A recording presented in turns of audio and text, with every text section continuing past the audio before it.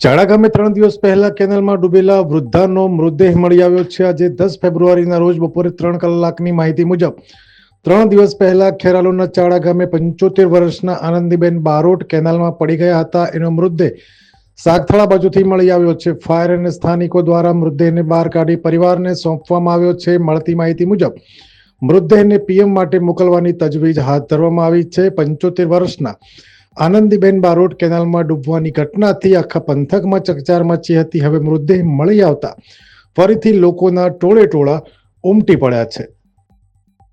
અહેવાલ કશ્યપ રાવલ, ખેરાલુ। અમે તમને આપીશું પળેપળના સમાચાર। જો તમે અમારા નિર્ભય માર્ગ ન્યૂઝ ચેનલને સબસ્ક્રાઇબ કર્યું નથી તો અત્યારે જ નીચે આપેલા આઇકોન બટન પર ક્લિક કરીને સબસ્ક્રાઇબ કરો અને શેર કરવાનું ભૂલશો નહીં।